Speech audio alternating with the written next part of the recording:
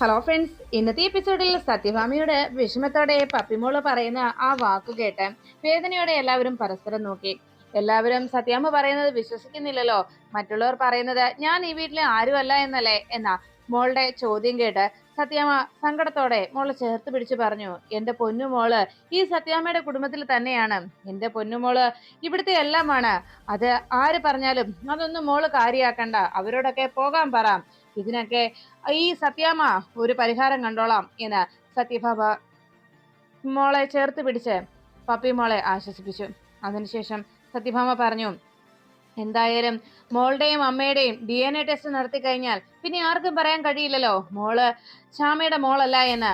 അങ്ങനെ പറഞ്ഞുകൊണ്ട് സത്യാമ്മ പപ്പിയെ ചേർത്ത് പിടിച്ചിട്ട് എന്റെ പൊന്നുമോള് വാ എന്ന് പറഞ്ഞു സത്യാമ്മ പപ്പിയുമായി പോകാൻ തുടങ്ങുമ്പോ ആ വാക്കുകൾ കേട്ട് ആകെ ഷോക്ക് അടിച്ച പോലെ നിൽക്കുകയാണ് ശ്യാമ.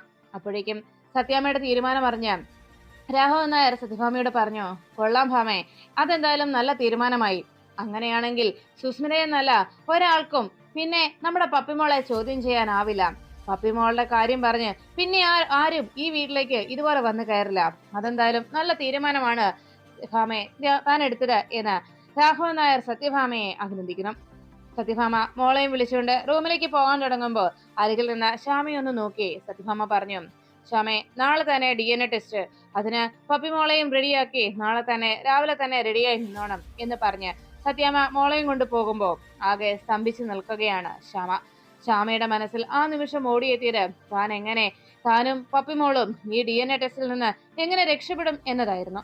ആ നിമിഷം വീട്ടിലേക്ക് മടങ്ങിയെത്തിയ ശാലിനിയുടെ നാവിൽ നിന്ന് ആ വാർത്ത ശാരദാമ്മ അറിയുന്നു. അത് കേട്ടതും ശാരദാമ്മ വാതിക്കൽ നിന്ന് ശാലിനിയോട് ചോദിച്ചു, ഈ ഒരു പ്രശ്നത്തിൽ നിന്ന് എങ്ങനെ രക്ഷപ്പെടും? DNA ടെസ്റ്റ് നടത്താനോ? അങ്ങനെ വന്നാൽ എന്താ സംഭവിക്കുക എന്ന് ചോദിച്ച് ശാരദാമ്മ സങ്കടപ്പെടുമ്പോൾ ശാലിനി പറഞ്ഞു, എനിക്കറിയില്ലമ്മേ, എന്ത് ചെയ്യണമെന്ന് എനിക്കറിയില്ല എന്ന വേദനയോടെയുള്ള ശാലിനിയുടെ മറുപടി കേട്ട് ശാരദാമ്മ ശാലിനിയെ അവിടെ പിടിച്ചു നിർത്തി. നീ എന്താ ഈ പറഞ്ഞത്? നിനക്കറിയില്ലെന്നോ? ഞാൻ നിന്നോട് പറഞ്ഞതല്ലേ, പലവട്ടം പറഞ്ഞതല്ലേ എല്ലാ സത്യങ്ങളും സത്യാമ്മയുടെ മുന്നിൽ ചെന്ന് തുറന്നു പറയാൻ. പക്ഷെ അപ്പോഴൊക്കെ നീ ഓരോ കാര്യങ്ങൾ പറഞ്ഞ് അതിൽ നിന്ന് രക്ഷപ്പെടാനായി ശ്രമിച്ചു. എന്നിട്ട് അപ്പോഴൊക്കെ നീ പറഞ്ഞത് എല്ലാത്തിനും പോംവഴിയുണ്ട് എന്നായിരുന്നു. എന്നിട്ടിപ്പോ ഇതിനെന്താ പോംവഴി ഇല്ലാത്തത്? അവസാനം എല്ലാം പൊട്ടി തകർന്നില്ലേ എന്ന് ചോദിച്ച് ശാരദാമ്മ തലയ്ക്ക് കൈ വെച്ചുകൊണ്ട്, എന്റെ ദേവി, മരിക്കുമ്പോ പോലും എനിക്ക് ഒട്ടും സമാധാനമില്ലല്ലോ. സമാധാനത്തോടെ എനിക്ക് മരിക്കാനുള്ള അവകാശം ഇല്ലല്ലോ എന്റെ ദേവി എന്ന് പറഞ്ഞ് ശാരദാമ്മ സങ്കടപ്പെടുന്നത് കണ്ട് ശാലിനി വേദനയോടെ ശാരദാമ്മയെ നോക്കി. കുറച്ചു നേരത്തേക്ക് ശാലിനി ആലോചിച്ചു. അതിനുശേഷം ശാരദാമ്മയുടെ അരികിലെത്തി ശാരദാമ്മയുടെ കയ്യിൽ പിടിച്ചുകൊണ്ട് ശാലിനി പറഞ്ഞു, അമ്മ വേദനിക്കണ്ട. ഈ കുടുംബത്തുള്ള ആരും തന്നെ ഈ ശാലിനി ഉള്ളപ്പോൾ സങ്കടപ്പെടില്ല. ആർക്കും ഒന്നും നഷ്ടമാവുകയുമില്ല. ഈ ശാലിനിക്ക് നഷ്ടമായാലും എന്ന് പറഞ്ഞുകൊണ്ട് അപ്പോഴേക്കും ശാരദാമ്മ വേദനയോടെ മോളെ എന്ന് വിളിക്കുമ്പോ ശാലിനി മറ്റൊന്നും പറയാതെ റൂമിലേക്ക് കയറി പോകുന്നു. പിറ്റേന്ന് ശാരദാമ്മയും മറ്റെല്ലാവരും ആകെ ടെൻഷനിൽ അങ്ങനെ നിൽക്കുമ്പോ പിറ്റേന്ന് രാവിലെ വിഷ്ണു ഹാളിലിരുന്ന് പത്രം വായിക്കുന്ന സമയത്ത് സത്യാമ്മ മുകളിൽ നിന്ന് ആരെയോ ഫോണിൽ നിരന്തരമായി വിളിച്ചിട്ടും കിട്ടാത്തതിന്റെ ദേഷ്യത്തിൽ ഹാളിൽ വന്ന് ആ ചെയറിലേക്ക് ഇരുന്നിട്ട് തന്റെ കയ്യിലിരിക്കുന്ന മൊബൈൽ ആ ടേബിളിലേക്ക് വെച്ചു. അല്ലെങ്കിലും ആവശ്യത്തിന് വിളിച്ചാൽ പലപ്പോഴും കിട്ടില്ല എന്ന് പറഞ്ഞ് ദേഷ്യപ്പെട്ട് സത്യമ്മ ആ ഫോൺ അവിടേക്ക് വെച്ചു. ഉടനെ വിഷ്ണു ചോദിച്ചു, അല്ല അമ്മ ഇപ്പൊ ആരാ ഇത്ര അത്യാവശ്യപ്പെട്ട് വിളിച്ചത് എന്ന് ചോദിച്ചിട്ടും സത്യഭാമ അത് ആരെയാണ് എന്ന് പറയാൻ കൂട്ടാക്കാതെ മുഖം ദേഷ്യത്തോടെ അങ്ങനെ ഇരുന്നു. അപ്പോഴാണ് പെട്ടെന്ന് സത്യഭാമയുടെ ഫോൺ റിങ് ചെയ്തത്. അത് കേട്ട വിഷ്ണു പറഞ്ഞു, അമ്മ അത്യാവശ്യപ്പെട്ട് വിളിച്ച ആള് ഇപ്പൊ തിരിച്ചു വിളിക്കുന്നതായിരിക്കും, അമ്മയെടുത്ത് അറ്റൻഡ് ചെയ്യുക എന്ന് പറഞ്ഞപ്പോ സത്യാമ്മ വേഗം ഫോൺ കയ്യിലേക്ക് എടുത്തു. എന്നിട്ട് കോൾ എടുത്തതും ഹലോ സത്യാമ്മേ എന്ന് വിജയകുമാർ വിളിച്ചു. അത് കേട്ടതും സത്യാമ്മ പറഞ്ഞു, വിജയകുമാറെ, എത്ര നേരമായിടോ തന്നെ ഞാൻ വിളിക്കുന്നത്? ഇങ്ങനെയാണോ ഒരു ബ്രോക്കർ ചെയ്യേണ്ടത്? ബ്രോക്കർമാരായ അല്പമെങ്കിലും ഉത്തരവാദിത്വം വേണ്ടേ എന്ന് ചോദിച്ച് സത്യാമ്മ ഷൗട്ട് ചെയ്യുമ്പോൾ വിജയകുമാർ പറഞ്ഞു, അത് പിന്നെ സത്യാമ്മേ, ഞാൻ നോക്കാഞ്ഞിട്ടല്ല. അങ്ങനെ എടിപിടിയുന്ന ഒരു കാര്യം നടപ്പിലാക്കാൻ കഴിയില്ലല്ലോ സത്യാമ്മേ, ഞാൻ അന്വേഷിക്കുന്നുണ്ട് എന്ന് വിജയകുമാർ പറഞ്ഞതും സത്യഭാമ പറഞ്ഞു, അങ്ങനെ അന്വേഷിക്കുന്നുണ്ടെന്ന് പറഞ്ഞിരുന്നാൽ പോരാ, എത്രയും പെട്ടെന്ന് ഒരു തീരുമാനം ഉണ്ടാക്കണം എന്ന് പറഞ്ഞപ്പോ വിജയകുമാർ പറഞ്ഞു, അതിന് എവിടുന്നെങ്കിലും ഒരു പെൺകുട്ടിയെ കൊണ്ടുവന്നാൽ പോരല്ലോ സത്യാമ്മേ, സത്യാമ്മയുടെ കുടുംബത്തിന് ചേരുന്ന ആ നിലയ്ക്കും വിലയ്ക്കും ഒത്ത ഒരു ബന്ധം തന്നെ വേണ്ടേ എന്ന് വിജയകുമാർ അന്വേഷിച്ചതും സത്യഭാമ പറഞ്ഞു, അതെ അത് വേണം. അങ്ങനെ വിജയകുമാർ എന്നുള്ള പേര് കേട്ടപ്പോ വിഷ്ണു ഒന്ന് ശ്രദ്ധിച്ചു. തന്റെ വിവാഹാലോചനയുമായി ബന്ധപ്പെട്ട എന്തോ കാര്യമാണ് എന്ന് വിഷ്ണുവിന് അപ്പോഴേക്കും മനസ്സിലായി. ഈ സമയത്ത് താഴേക്ക് വരാൻ തുടങ്ങിയ ശ്യാമയും പപ്പിമോളും ആ മുകളിൽ തന്നെ നിന്നുകൊണ്ട് സത്യാമ്മയുടെ തീരുമാനവും സംസാരവും കേൾക്കാനായി അവർ ആ സ്റ്റെയറിനരികിൽ തന്നെ അങ്ങനെ നിന്നു. അപ്പോഴേക്കും വിഷ്ണുവിന്റെ വിവാഹകാര്യത്തെ കുറിച്ച് സത്യാമ്മ വളരെ കാര്യമായി വിജയകുമാറിനോട് പറയുന്നു. ഉടനെ വിജയകുമാർ പറഞ്ഞു, സത്യമേ, ഭാഗ്യം എന്ന പോലെ ഇപ്പോ സത്യാമ്മ പറഞ്ഞതുപോലെ നമ്മുടെ നിലയ്ക്കും വിലയ്ക്കും ഒക്കെ ഒത്തിണങ്ങിയ ഒരാലോചന ഇപ്പോ വന്നിട്ടുണ്ട് എന്നറിയിച്ചു.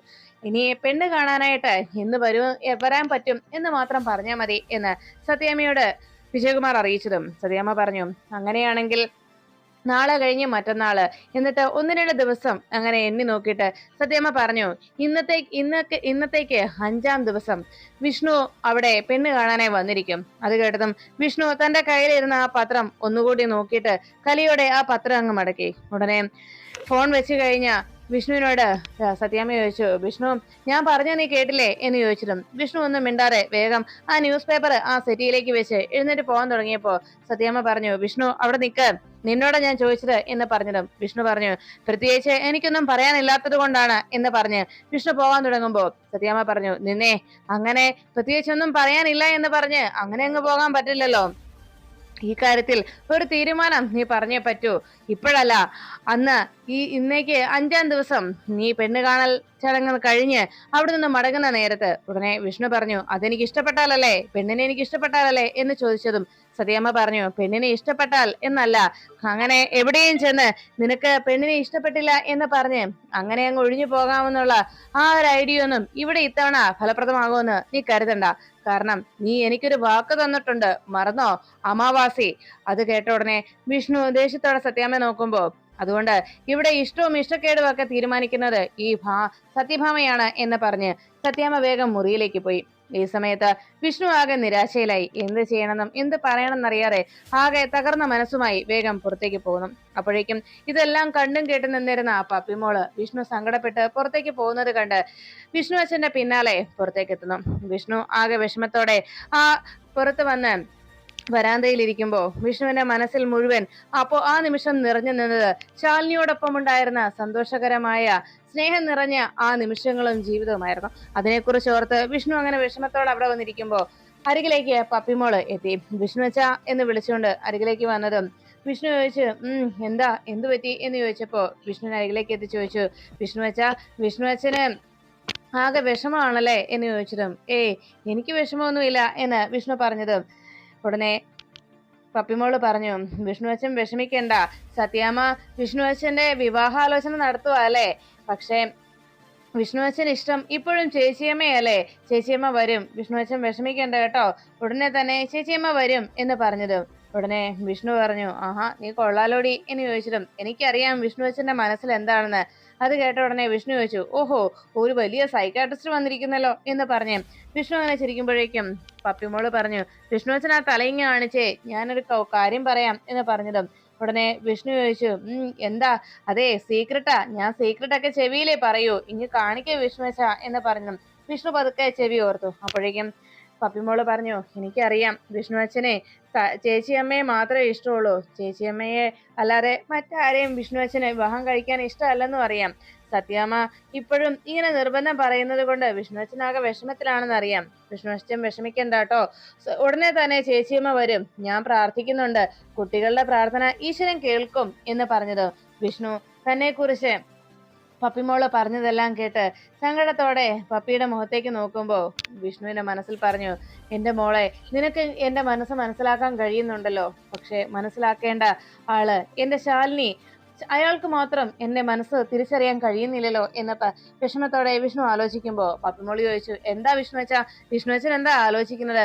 അപ്പോഴേക്കും അകത്ത് നിന്ന് ശ്യാമ പപ്പിമോളെ എന്ന് വിളിച്ചു. പപ്പി എന്നുള്ള വിളി കേട്ടതും ശ്യാമ വേഗം പപ്പിമോള് വിഷ്ണുവിനോട് പറഞ്ഞു, വിഷ്ണു അച്ഛാ, ദേ അമ്മ വിളിക്കുന്നു, ഞാൻ എന്താന്ന് പോയി നോക്കിയിട്ട് ഓടി വരാവേ എന്ന് പറഞ്ഞ് പപ്പി വേഗം വിഷ്ണുവിന്റെ അരികിൽ നിന്ന് ശ്യാമയ്ക്ക് അരികിലേക്ക് ഓടി. വിഷ്ണു അപ്പോഴേക്കും സത്യാമ്മ പറഞ്ഞ കാര്യങ്ങൾ ഓർത്ത് ആകെ നിരാശയോടെ അവിടെ തന്നെ ആലോചനയോടെ ഇരുന്നു. അതിനുശേഷം രാഘവൻ നായർ തന്റെ കാലിന്റെ മുട്ടിന്റെ വേദന അങ്ങ് കുറയാത്തത് കൊണ്ട് പതുക്കെ കാലൊക്കെ തിരുമി അങ്ങനെ ഇരിക്കുമ്പോ ചൂട് ചായയുമായി ശ്യാമ അരികിലേക്ക് എത്തി.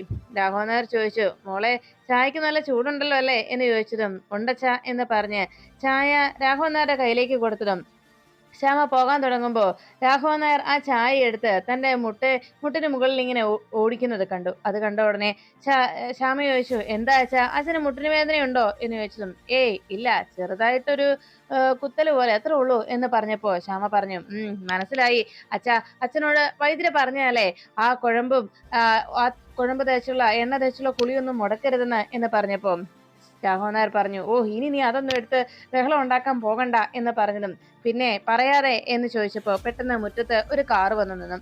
കളക്ടറുടെ കാറ് വന്ന് അവിടെ വന്ന് നിൽക്കുമ്പോ രാഘവൻ നായർ പറഞ്ഞു, മോളെ അവിടെ മുറ്റത്താരോ വന്നു, മോളൊന്ന് നോക്കിക്കേ എന്ന് പറഞ്ഞപ്പോ ശ്യാമ വേഗം പുറത്തേക്ക് ഇറങ്ങി വന്നു. കളക്ടറുടെ വണ്ടി വന്നതും അതിൽ നിന്ന് രാമേട്ടൻ ഇറങ്ങുന്നതോടെ കണ്ടതോടെ ശ്യാമയ്ക്ക് ആകെ ടെൻഷനായി. എന്തായിരിക്കും എന്നറിയാറങ്ങ് നിൽക്കുമ്പോ രാമേട്ടൻ വേഗം തന്നെ പിൻസീറ്റിന്റെ ഡോറ് തുറന്നു. അപ്പോഴേക്കും അകത്ത് നിന്ന് പുഞ്ചിരിയോടെ സത്യമോള് പുറത്തേക്ക് ഇറങ്ങി. സത്യമോളെ കണ്ടതും ശ്യാമയ്ക്ക് ഒത്തിരി സന്തോഷമായി. സത്യമോള് വേഗം തന്നെ ശ്യാമയുടെ അരികിലേക്ക് ഓടിയെത്തി ശ്യാമയെ കെട്ടിപ്പിടിച്ചു. ശ്യാമ സത്യമോളെ നോക്കിയതും സത്യമോള് പറഞ്ഞു, എടുക്ക്. അപ്പോഴേക്കും ശ്യാമ വേഗം മോളെ കയ്യിലെടുത്ത് കവിളത്തൊരു ഉമ്മ കൊടുത്തു. സത്യമോളും ശ്യാമയ്ക്ക് ഉമ്മ കൊടുത്തിട്ട് പറഞ്ഞു, നടക്ക്. അകത്തേക്ക് കൈ ചൂണ്ടി നടക്കാനായി പറഞ്ഞു. ഉടനെ തന്നെ രാമേട്ടനും അവിടേക്ക് എത്തി. സത്യമോള് പറഞ്ഞതുപോലെ ശ്യാമ കുഞ്ഞിനെ എടുത്തുകൊണ്ട് അകത്തേക്ക് നടന്നു. അപ്പോഴേക്കും രാഘവൻ നായർ ചോദിച്ചു, ആഹാ, ഇത് ആരാ വന്നത്, അച്ചച്ചന്റെ സത്യമോള് വന്നോ എന്ന് ചോദിച്ചതും ഉടനെ സത്യ അരികിലേക്ക് വന്നിട്ട് ചോദിച്ചു, അച്ചച്ച പപ്പി എവിടെ എന്ന് അന്വേഷിച്ചു. പപ്പിമോൾ ഇവിടെ ഉണ്ടല്ലോ. അപ്പോഴേക്കും മോൾ ഒറ്റയ്ക്കാണോ വന്നത് എന്ന് രാഘവൻ നായർ ചോദിച്ചപ്പോ പിന്നാലെ രാമേട്ടൻ എത്തിയിട്ട് പറഞ്ഞു, അല്ല സാറേ, ഞാനും കൂടെയുണ്ട്. ഇവിടെ അടുത്ത് ഒരു 4 വീട് അപ്പുറത്ത് ശൈലജ ടീച്ചർ, ആ ടീച്ചറാണ് മോൾക്ക് ട്യൂഷൻ എടുക്കുന്നത്. അപ്പോൾ അവിടേക്ക് പോകാൻ ഇതുവഴി വന്നപ്പോൾ തിരിച്ചു പോകാൻ ട്യൂഷൻ കഴിഞ്ഞ് പോകാൻ വന്നപ്പോഴാണ് ഇവിടെ പപ്പിമോളെ കയറി കണ്ടോട്ടെ എന്ന് മേഡത്തെ വിളിച്ച് അനുവാദം ചോദിച്ചു വാങ്ങിയത്. അതുകൊണ്ട് പപ്പിമോളെ കാണാനായി വന്നതാണ് എന്നറിയിച്ചു. ആഹാ, അച്ചച്ചന്റെ പൊന്നുമോളെ പപ്പിമോളെ കാണാൻ വന്നതല്ലേ? അതെ, അച്ചച്ചൻ ഞാനിവിടെ വരുന്നത് കൊണ്ട് കുഴപ്പം എന്തെങ്കിലും ഉണ്ടോ എന്ന് ചോദിച്ചതും, അതിനെന്താ, മോക്ക് എപ്പോ വേണേലും ഇവിടെ വരാമല്ലോ. ഇത് മോളുടെയും വീടല്ലേ, മോൾക്ക് ഇവിടെ താമസിക്കാം, എത്ര കാലം വേണേലും താമസിക്കാം, ഇത് മോളുടെ കൂടി വീടാ എന്ന് പറഞ്ഞ് രാഘവൻ നായർ അങ്ങനെ സംസാരിക്കുമ്പോൾ പപ്പിമോള് അവിടേക്ക് എത്തി. സത്യയെ എന്ന് വിളിച്ചുകൊണ്ട് അരികിലേക്ക് വന്ന പപ്പിയെ കെട്ടിപ്പിടിച്ച് സത്യയും പപ്പിയും പരസ്പരം കെട്ടിപ്പിടിച്ച് അങ്ങനെ സന്തോഷത്തോടെ അങ്ങനെ നിൽക്കുമ്പോൾ രാഘവൻ നായരും ശ്യാമയും ഒക്കെ ആ കാഴ്ച കണ്ട് വലിയ സന്തോഷത്തിലായി. ഉടനെ പപ്പിമോള് സത്യയോട് പറഞ്ഞു, സത്യയെ വാ, ഒരു സൂത്രം കാട്ടിത്തരാം. അപ്പോഴേക്കും സത്യ ചോദിച്ചു, എന്താ? അതെ, വാ, കാട്ടിത്തരാം എന്ന് പറഞ്ഞ് സത്യയെ വേഗം വിളിച്ചുകൊണ്ട് പപ്പിമോൾ അകത്തേക്ക് പോയി. അപ്പോഴേക്കും രാഘവൻ നായർ ശ്യാമയെ നോക്കിയിട്ട് ചോദിച്ചു, എന്താ, വല്ലോ മഞ്ചാടിക്കുരുവോ കിളിക്കൂടോ മറ്റോ ആയിരിക്കും വെച്ചാ? കഴിഞ്ഞ ദിവസേ ഞാൻ നോക്കിയപ്പോ ഉണ്ടല്ലോ, ഒരു അരമണിക്കൂറോളം ഉറുമ്പുകൾ ഇങ്ങനെ പോകുന്നു നോക്കി അങ്ങനെ ഇരിക്കുക. ഞാൻ അരികെ ചെന്ന് ചോദിച്ചപ്പോ എന്നോട് പറയാ, ഉറുമ്പുകളുടെ നാട്ടിലെ ഉരുൾപൊട്ടൽ കഴിഞ്ഞു, അവര് വേറെ നാട്ടിലേക്ക് പോവാന്ന്. ഇതൊക്കെ കേട്ട ഉടനെ രാഘവൻ നായർ പറഞ്ഞു, അതെന്തായാലും നന്നായി മോളെ. കാരണം ഇന്നത്തെ കാലത്തെ കുട്ടികളെ പോലെ ഫോണിലൊന്നും അല്ലല്ലോ ഇരിക്കുന്നത്. ഏതു നേരം ഫോൺ നോക്കിയിരിക്കുന്ന പിള്ളേരല്ലേ ഇപ്പോഴുള്ളത്. അതിനേക്കാളും ഭേദം പ്രകൃതിയും മണ്ണും ഒക്കെ ആയിട്ട് ഇണങ്ങി ജീവിക്കുന്നതാണ് മറ്റെന്തിനേക്കാളും നല്ലത്. അതുകൊണ്ട് അതൊന്നും പ്രശ്നമുള്ള കാര്യമല്ല എന്ന് പറഞ്ഞപ്പോ ഉടനെ രാമേട്ടൻ ചോദിച്ചു, സാറേ, എന്നാ ഞാൻ അങ്ങ് പൊക്കോട്ടെ, മേഡത്തിന് ചില അത്യാവശ്യം മീറ്റിംഗ് ഒക്കെ ഉള്ളതാണ്. പിന്നെ വേറെ ഒരാളുണ്ട്, അയാളെ ഇങ്ങോട്ട് വിടാൻ മേഡത്തിന് പേടിയാ. സത്യമോളുടെ കാര്യത്തിൽ മേഡത്തിന് വിശ്വാസം എന്നെയാണ്. അതുകൊണ്ട് മോള് ഇവിടുത്തെ ഇതെല്ലാം കഴിയുമ്പോ മോൾ ഇറങ്ങാറാകുമ്പോ എന്നെ വിളിച്ചാൽ മതി, ഞാൻ വന്ന് കൂട്ടിക്കോളാം എന്ന് പറഞ്ഞതും രാഘവൻ നായർ പറഞ്ഞു, എന്നാ ശരി, ശരി പൊയ്ക്കോളൂ എന്നറിയിച്ചതും രാമേട്ടൻ വേഗം തന്നെ കാറും എടുത്ത് അവിടെ നിന്ന് മടങ്ങി. വീണ്ടും അതുപോലെ തന്നെ രാഘവൻ നായർ എടുത്ത ചായ വീണ്ടും തന്റെ മുട്ടിന് മുകളിലേക്ക് എടുത്തു വെച്ചതും അതിന് ചൂടില്ലെന്ന് അറിഞ്ഞതോടെ രാഘവൻ നായർ പറഞ്ഞു, അയ്യോ മോളെ, ചായക്ക് ചൂടില്ലല്ലോ എന്ന് പറഞ്ഞതും ശ്യാമ രാഘവൻ നായരോട് പറഞ്ഞു, അതെ, ചായയെ കുടിക്കാനുള്ളതാ, അല്ലാതെ കാലിനൊന്നും ചൂട് പിടിക്കാനുള്ളതല്ല എന്ന് രാഘവൻ നായരോട് ശ്യാമ ദേഷ്യപ്പെട്ടു. അതെ, അച്ഛന് കാലിന് വേദനയാണെങ്കിലേ ഞാൻ ആ കുഴമ്പിട്ട് തിരുമ്മി തരാം, അത് മതി, അല്ലാതെ ചായ ഇട്ട് ചൂടൊന്നും പിടിക്കണ്ട എന്ന് പറഞ്ഞു. രാഘവൻ നായർ പറഞ്ഞു, ഇത് വേണ്ടി മോളെ, നീ ഇത് ചായ ഒന്ന് ചൂടാക്കിയാൽ മതി എന്ന് പറഞ്ഞതും ഇനി ഒന്നും പറയണ്ട, ഞാൻ പോയി കുഴമ്പ് കൊണ്ടുവന്നോളാം എന്ന് പറഞ്ഞ് വേഗം ശ്യാമ ദേഷ്യപ്പെട്ടുകൊണ്ട് അകത്തേക്ക് പോകുന്നു. ഈ സമയത്ത് കുടുംബശ്രീ ഹോട്ടലിൽ ഉച്ചഭക്ഷണം കഴിക്കാനായി അവിടെ അനുപല്ലവിയും ശാലിനിയും കൂടി വന്നത് കണ്ട് വളരെ സന്തോഷത്തോടെ ശാന്ത ഭക്ഷണം വിളമ്പി. എന്നിട്ട് പറഞ്ഞു, അതെ, ഇതിപ്പോ ആരെങ്കിലും കണ്ടാലുണ്ടല്ലോ, കളക്ടർ ഈ കുടുംബശ്രീ ഹോട്ടലിൽ വന്ന് ഭക്ഷണം കഴിക്കുന്നത് കണ്ടാലേ വല്ല പത്രക്കാര് പറഞ്ഞ ഇനി അത് മതി എന്ന് പറഞ്ഞപ്പോ ഉടനെ ശാരദാമ്മ പറഞ്ഞു, അല്ലെങ്കിലും ഈ കളക്ടറുടെ പദവിക്ക് ചേർന്ന ആ നിലയൊക്കെ നോക്കണ്ടേ, ഇതുപോലുള്ളൊരു ഹോട്ടലിലൊക്കെ വന്ന് ഇങ്ങനെ ഭക്ഷണം കഴിക്കുന്നതൊക്കെ ശരിയാണോ?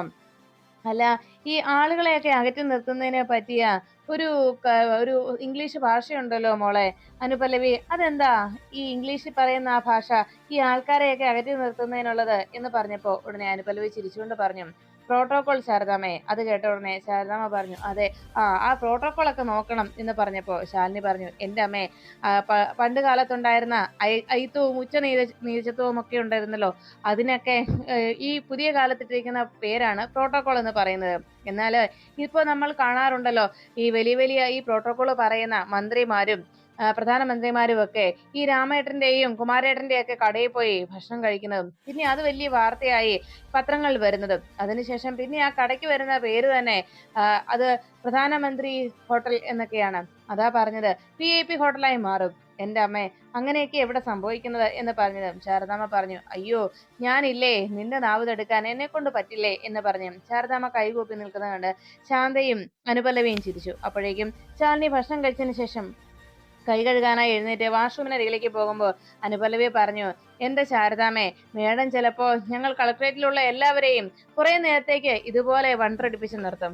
മേഡം ചിലപ്പോൾ പറയുന്ന കാര്യങ്ങൾ കേട്ട് ഞങ്ങളാകെ ടെൻഷനിലാവും. കുറെ നേരത്തേക്ക് ആലോചിച്ച് ആദ്യ പിടിച്ചങ്ങനെ നിന്നതിന് ശേഷമായിരിക്കും മേഡം പറഞ്ഞത് തമാശയാണെന്ന് പോലും ഞങ്ങൾക്ക് മനസ്സിലാവുന്നത് എന്ന് പറഞ്ഞു. ഉടനെ ശാലിനി വേഗം അവിടെ വന്ന് വെള്ളം കുടിച്ചുകൊണ്ടിരിക്കുന്ന സമയത്ത് ശാരദാമ്മ അനുപല്ലവിയോട് പറഞ്ഞു, അതെ, മോളും ഇതിനേക്കാൾ അപ്പുറമാണ്. അമ്മ ഇങ്ങനെയാണെങ്കിലേ മോള് ഞങ്ങൾ ഇവിടെ എല്ലാം വെള്ളം കുടിപ്പിക്കുക. ചില നേരത്തെ ചോദ്യം കേട്ടാലേ ഞാനും ഗോപാലേട്ടനും ശാന്തയൊക്കെ ശരിക്കും ഞങ്ങളാകെ വെള്ളം കുടിച്ച് വല്ലാത്ത അവസ്ഥയിലാവും. അത് ഈ പറയുന്ന പോലെ ഈ കട്ടുറുമ്പ് അവിടെ പോയി ഇപ്പൊ എന്തെടുക്കുകയായിരിക്കും എന്ന് ശാരദാമ്മ ചോദിച്ചു. അപ്പോഴാണ് രാഘവൻ നായരുടെ കാലിൽ കുഴമ്പിടാനായിട്ട് ശ്യാമ കുഴമ്പുമായി അവിടേക്ക് എത്തിയത്. രാഘവൻ നായരോട് ശ്യാമ പറഞ്ഞു, അച്ഛൻ ആ കാലിലെ ആ തുണി ഇങ്ങ് മാറ്റിക്കേ, ഞാൻ അതങ്ങ് ഇപ്പൊ തന്നെ ഇട്ടു തരാം എന്ന് പറഞ്ഞപ്പോ ഉടനെ രാഘവൻ നായർ പറഞ്ഞു, എടി മോളെ വേണ്ടടി. അപ്പോഴേക്കും ശാൽമ പറഞ്ഞു, അതെ പറ്റില്ല, ഞാൻ പറഞ്ഞില്ലേ മാറ്റാൻ എന്ന് പറഞ്ഞ് പതുക്കെ ആ മുട്ടില് ആ കുഴമ്പ് തൂക്കാനായി തുടങ്ങിയപ്പോ കുഴമ്പ് കയ്യിലേക്ക് എടുക്കാൻ തുടങ്ങിയതാണ് കിച്ചണിൽ നിന്ന് കുക്കർ വിസിലടിക്കുന്ന ശബ്ദം കേട്ടത്. പെട്ടെന്ന് ശ്യാമ, അയ്യോ, ഞാൻ അക്കാര്യം മറന്നുപോയി എന്ന് പറഞ്ഞ് തലയിൽ കൈവച്ചുകൊണ്ട് ഞാൻ ദാ ഇപ്പൊ വരാവേ എന്ന് പറഞ്ഞ് കുഴമ്പ് അവിടെ വെച്ച് ഓടാൻ തുടങ്ങി. ഉടനെ രാഘവൻ നായർ പറഞ്ഞു, ഒന്ന് വേഗം ചെല്ലടി, ഇതുപോലെ ഒരു മറവിക്കാരി എന്ന് പറഞ്ഞ് രാഘവൻ നായർ അങ്ങനെ ഇരിക്കുമ്പോഴാണ് രണ്ട് ദിശയിൽ നിന്നും അരികിലേക്ക് സത്യമോളും പപ്പിയും അച്ചച്ച എന്ന് വിളിച്ചുകൊണ്ട് ഓടിയെത്തിയത്. രണ്ടുപേരും രണ്ടു വശത്തായി ഓടി വരുന്നത് കണ്ട് രാഘവൻ നായർ ചോദിച്ചു, ആഹാ, ഇതൊക്കെ എവിടെ നിന്നായി ഓടി വരുന്നത് അച്ചച്ചന്റെ മക്കള് എന്ന് ചോദിച്ചതും ഉടനെ ഞങ്ങൾ ഒളിച്ചു കളിക്കുകയായിരുന്നു അച്ചച്ച എന്ന് രണ്ടുപേരും അറിയിച്ചു. അപ്പോഴാണ് സത്യമോള് ആ ടേബിളിലിരിക്കുന്ന കുഴമ്പ് കണ്ടത്. അല്ല, ഇതെന്താ അച്ചച്ച ഇത് എന്ന് ചോദിച്ചതും രാഘവൻ നായർ പറഞ്ഞു, ഓ ഇത് കുഴമ്പ് എന്ന് പറഞ്ഞു. കുഴമ്പോ, അതെന്തിനാ? ഇത് ദേഹത്ത് പുരട്ടാൻ എന്ന് രാഘവൻ നായർ മറുപടി നൽകി. ഉടനെ തന്നെ സത്യമോള് ചോദിച്ചു, അല്ല, ഈ പൗഡർ പൂശുന്ന പോലെയാണോ അച്ചച്ച എന്ന് ചോദിച്ചതും അപ്പോഴേക്കും രാഘവൻ നായർ പറഞ്ഞു, അതല്ല മോളെ, സത്യമോൾ എങ്ങനെ ഇവിടേക്ക് വന്നത് എന്ന് ചോദിച്ചതും കാറില് എന്ന് പറഞ്ഞു. അപ്പൊ ഈ കാറിന്റെ ടയറൊക്കെ തേഞ്ഞു തീരില്ലേ, അതുപോലെ ആ കാറിന്റെ പല യന്ത്രഭാഗങ്ങളും അതുപോലെ ഓരോ സമയം ഈ ചെയ്ത് അതിനും തേയ്മാനം സംഭവിക്കും. അങ്ങനെ തേയ്മാനം ഉണ്ടാകുമ്പോൾ അതിൽ ആ ഒരു പ്രശ്നം ഉണ്ടാകാതിരിക്കാനാണ് നമ്മൾ എണ്ണയിട്ട് കൊടുക്കുന്നത്. അതുപോലെ ഈ അച്ചച്ചന്റെ ദേഹത്തും അതുപോലെ തേയ്മാനം സംഭവിച്ചു.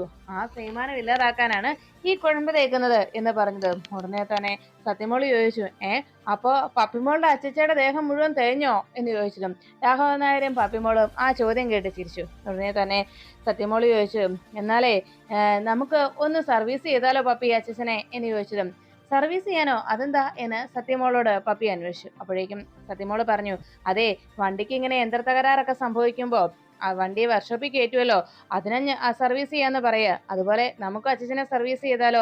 പപ്പിമോളുടെ അച്ഛൻ എന്റെ അച്ഛനല്ലേ എന്ന് സത്യ ചോദിച്ചതും ഉടനെ രാഘവൻ നായർ പറഞ്ഞു, അതെയല്ലോ, അതെന്താ എന്ന് ചോദിച്ചപ്പോ ഉടനെ സത്യമോള് പറഞ്ഞു, അങ്ങനെയാണെങ്കിൽ ഞങ്ങൾ തന്നെ സർവീസ് ചെയ്തോളാം, വാ പപ്പി, നമുക്ക് ചെയ്യാം എന്ന് പറഞ്ഞ് കുഴമ്പ് അവര് രണ്ടുപേരും കൂടി രാഘവൻ നായരെ കാലിൽ തൂക്കാനായി തുടങ്ങി. ഈ സമയത്ത് രാഘവൻ നായർ പറഞ്ഞു, വേണ്ട മോളെ, അത് ശരിയാവില്ല, മക്കള് ചെയ്യണ്ട എന്ന് പറയുമ്പോ സത്യ പറഞ്ഞു, അതെന്താ അച്ഛാ, ഞങ്ങൾ ചെയ്താല് ഞങ്ങളുടെ ഒരു ആഗ്രഹമല്ലേ, ഞങ്ങൾ ചെയ്തോളാം എന്ന് പറഞ്ഞപ്പോ രാഘവൻ നായർ ശരി എന്ന് പറഞ്ഞു. ഉടനെ തന്നെ സത്യ പപ്പിയോട് പറഞ്ഞു, പപ്പിമോളെ, ആ അച്ഛൻ സമ്മതിച്ചു, വാ നമുക്ക് കുഴമ്പിടാം എന്ന് പറഞ്ഞ് രാഘവൻ നായരുടെ മുട്ടിൽ ആ കുഴമ്പ് തേക്കാനായി രണ്ടുപേരും തയ്യാറായി. അങ്ങനെ രാഘവൻ നായരുടെ മുട്ടില് ആ കുഞ്ഞുങ്ങൾ രണ്ടുപേരും ചേർന്ന് കുഴമ്പിട്ട് കൊടുക്കുന്ന സമയത്ത് രാഘവൻ നായർ തന്റെ ആദ്യ സമയത്തൊക്കെ തന്റെ കാലിൽ കുഴമ്പിട്ട് വളരെ സ്നേഹത്തോടെ പരിചരിച്ച ശാലിനിയുടെ ഓർമ്മകളിലേക്ക് രാഘവൻ നായരുടെ മനസ്സ് പോകുന്നു.